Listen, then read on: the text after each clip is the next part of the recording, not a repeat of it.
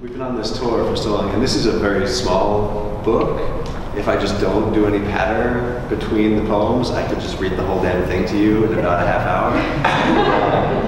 But as people who were in my classes know, I have a hard time shutting up, so there's going to be patter.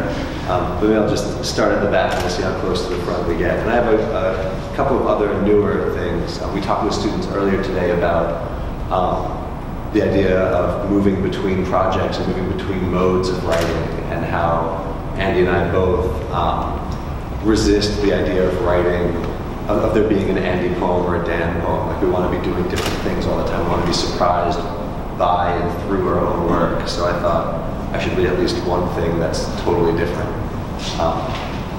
because I have no sense of unity in an event. So I'll read just a handful of these. And the something that is. The mosquito frozen to my window in a splay of not falling. White landscape pops his tan stripes, wings arched, spectacles. Disavow. Hungry deer, silent deer, the expensive boxed pen. Icicles jut from the pane on the inside. I'm no window. I'll frame anything but vision. This one is kind of a love poem, and many of you also knew my wife, Becca, who taught here at Augie as well, and she's going to crop up sporadically. This is, my first book was sort of like a single dude book, and this is very much not. And the next one is going to be like, oh my God, there's a baby. That's the trajectory of these. Not near you, you're near me.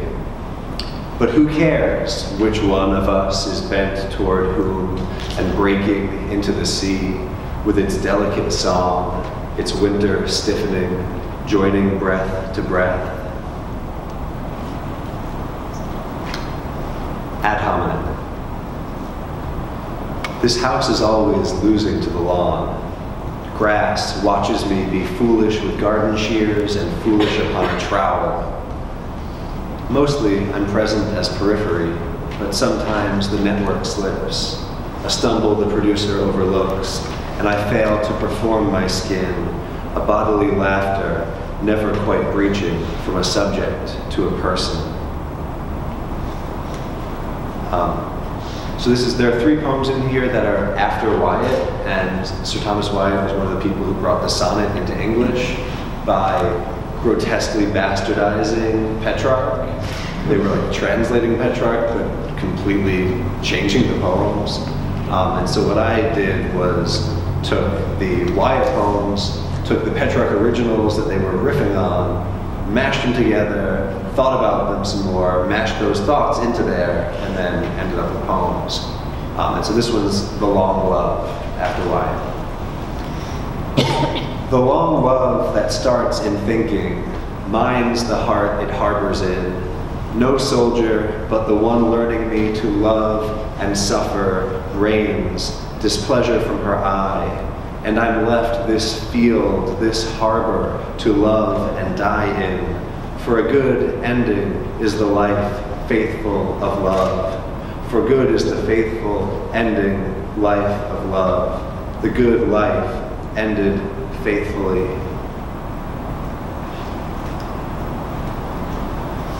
Rational beings, which is also a constant debate between me and Becca. I think I'm much more rational. She thinks I'm much more rational than she is. I think I'm much more reasonable than she is. That distinction is tricky. Rational beings. The sun rises, but we still bury ourselves. No holes of light through the veil, a city fast asleep. Don't call, and don't call me what I want to forget about, she said. This one's called Oprah. I'm vomiting glory and hope all over the studio audience. Empowered, the wife becomes a hairdo. Because I wear blue scrubs, I'm a doctor. Watch with your big eye my nightly vivisection. Who can tell me, is this a prop or blood? Who else offers such hunger? Oh, you've won something. You've won something special.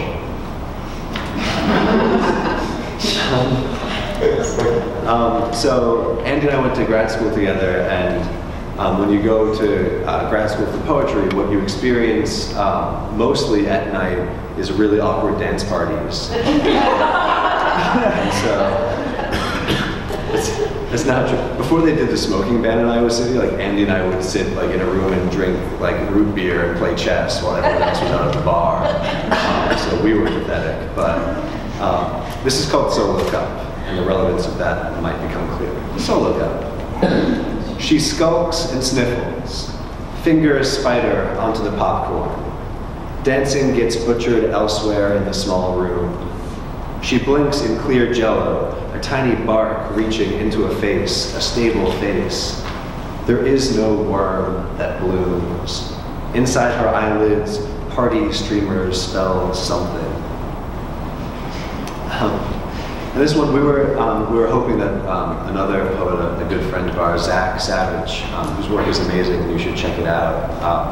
Zach Savage. I like when you say that and people write things down. Zach Savage. He read this book for me before I sent it out to be published, and he gave me notes, and on all the different poems he had interesting, thoughtful notes. He's an incredibly smart guy. On this poem, his note was one word: perv. So, clasp. What a confused trickle of wire straps your back. Curl of white plastic, hidden thread. To grope, to try for perspective. This hair seems lost. I tug a seeking tug. I'm a soft kind of hero.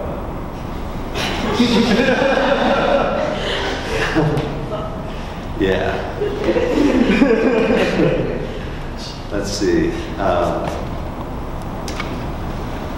So, heat eating. Becca, my wife, has this tradition with her father that when we go to visit them in Raleigh, her dad will go to the garden and come back with 2 jalapeno peppers, and they'll just sit down at a table and stare each other down and eat the peppers raw. And like my first time down there, they offered me one, and I was like,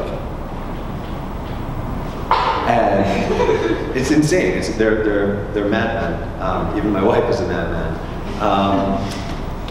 But it's part of their bonding. Like, let's see whose eyes can bleed the most. And so, heat eating. First, there's what burns too much, pulled from the food in a structure of taunting. Then I ghost in the excess and grimace, while you match pain with a slow exhale.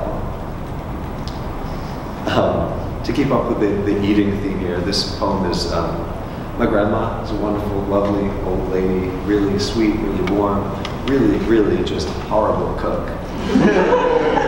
And she'll never know if this is recorded, put it online, doesn't matter. She doesn't know how to use the internet. Love you, Grandma. Next chorus. Grandma breaks her way about the kitchen. But who could stomach such piles of meat? I eat without wanting a creamy fruit salad. My breastbone is a wishbone grown stable.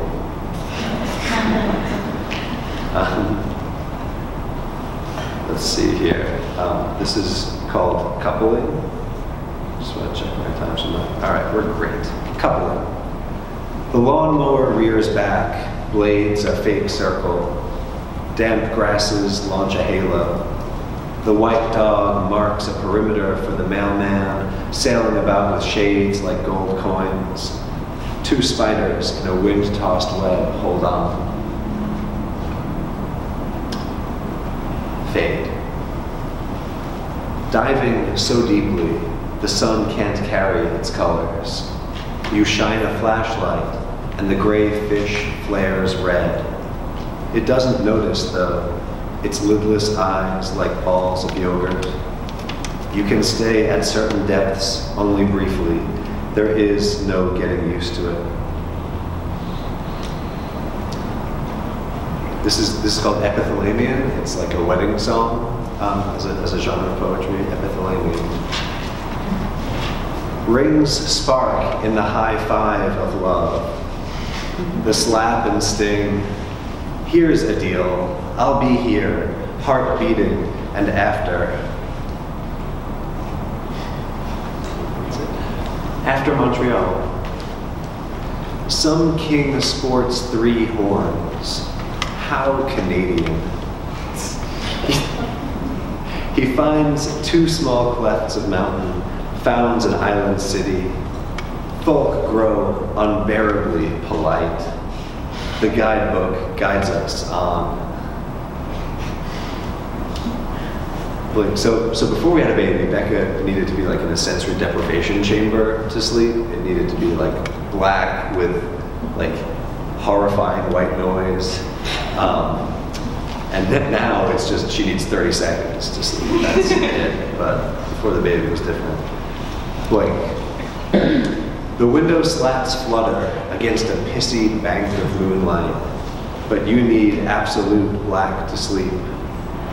Here at rest it falls to me, the darkening work. Beached. What perfect and speckled battlements. A thumbprint is a window to a child. A dapple.